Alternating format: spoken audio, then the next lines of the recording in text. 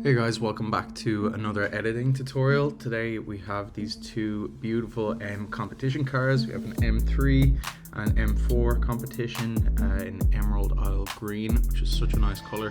Had a great time shooting these cars, so let me bring you through how we got from picture on the left to the picture on the right. So here we are with the raw photo.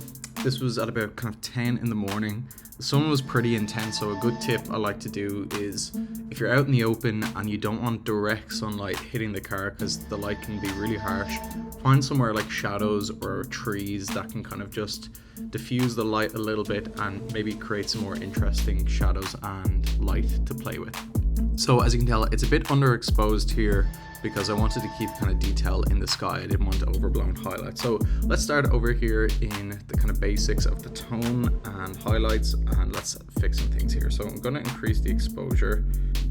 Again, not too blown out, but I'm just starting to bring back some detail. I'm going to drop the contrast quite a bit because I like adding the contrast back in using the tone curve. So it looks a bit washed out there, but we'll fix that in a second. Again, I'm going to bring back some of the highlights.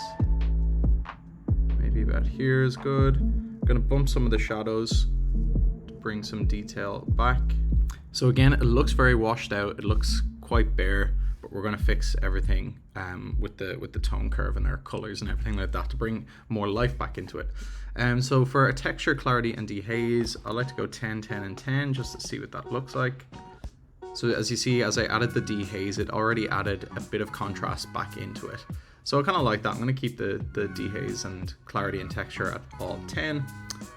Let's add some vibrant. Let's go for 10. Let's see what that looks like. Just to bring some color back to the sky.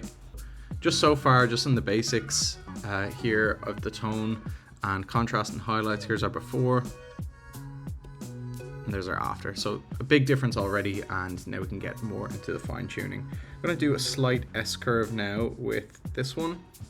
So I'm going to create my few points here. So at this intersection, this one, and then one at the bottom here as well. So let's start by bringing down the shadows. You can see gradually it just adds a bit more contrast. I like being very delicate with this because it can look quite unnatural if you go too much. So without the tone curve, just adding the tone curve. So it just adds the contrast back in. If the highlights are too much, I can just drop them a little bit. About there. Perfect. Then we get into our HSL, our mixture, hue, saturation, and luminance. So I'm going to just go through some colors and see what looks good. Again, this is just personal preference of I play around with each slider, literally move it from left to right to see what looks good. So there's not much red happening here at all. Orange, there's a little bit of orange in the background, as you can see in the trees. That's the cast from the sun. I'm just going to desaturate that just a little bit, not too much. Yellow, see that kind of happens in the grass and in the trees as well in the background. Bump that a little bit. Green, I don't like having too much greens in my photo. Desaturate that. Aquas I pretty much remove completely. They really don't pop up anywhere. Blues I'm going to boost a little bit to bring some color back to the sky. Purple and magenta, again, not really changing anything, so I just remove them completely from the photo. So that's it for my saturation. So now I'm going to go into the color grading. I'm going to bring some warmth to the highlights, so I'm just going to pick kind of a nice warm tone about here. Nice, and maybe some blues into the shadows. Out here, I'm just going to bring the saturation back just very to about 3, just very minimal blues in the shadows. As far as the midtones, I'm just going to go back and forth to see what they look like. I'm going to just drop the luminance. This is the brightness, as you can tell, of the midtones. It's way too bright. I'm just going to bring it back maybe about here. Drop the midtones a little bit. Then the blending side, I like to blend it maybe 75%, and then I can bring it either towards the blue side or the warm side. So it was kind of like a warm morning. It was a cold morning, but it was warm with colors. So I'm just going to boost it more towards the warm side just a little bit. Great, then from here I'll go onto my mask. So the mask is where I can just add finer details to the photo. So let's start with just a subject mask. Okay, so on my subject, it did a pretty good job of selecting the cars. Again, I'm just gonna boost these a little bit. So I'm gonna increase the exposure, increase the contrast. When you increase the shadows, it can look very washed out, as you can see here. So I'm just gonna be very delicate with this, just a little bit. And I'm gonna add some clarity, let's see, about 12. Now, this car on the right here is gray, kind of a gray black. At the moment, it looks a bit blue. So I just want to remove a touch of blues. It's just the reflections from the sky that's making it look a bit blue. Instead of just going desaturate, because that desaturates both cars, because I have both subjects, you could do individual masks, like either brush it or use a radial gradient. But in Lightroom, there's this great tool where you can just go to the point color, touch what color you want to kind of remove, so it kind of selected this blue, and then I can affect the hue, saturation and luminance of just that color and just this car. So I don't want to drop it too much, because again, see there's some blue reflecting off the green car as well.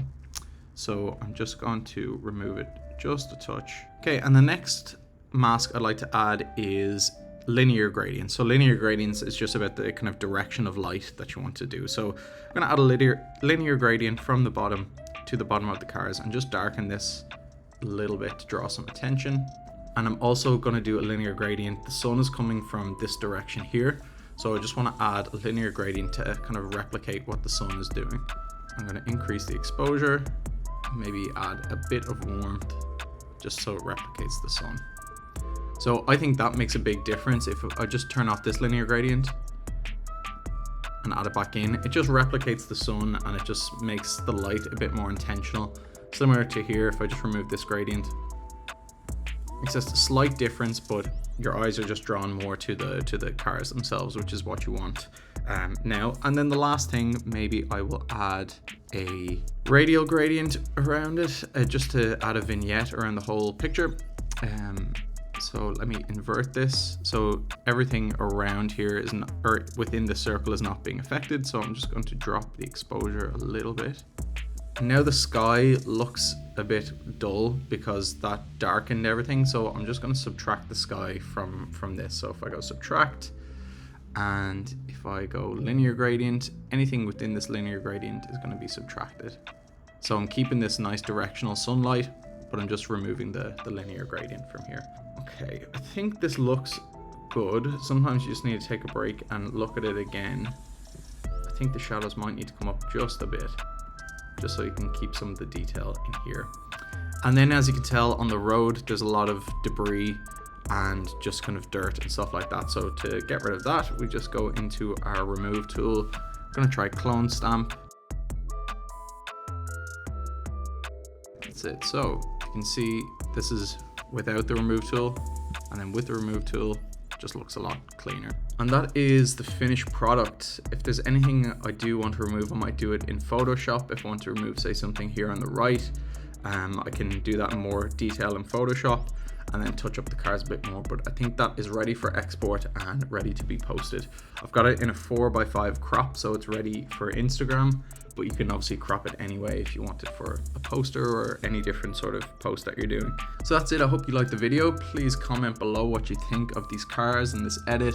And if you have any questions, throw them in the comments, and I'll see you with the next one.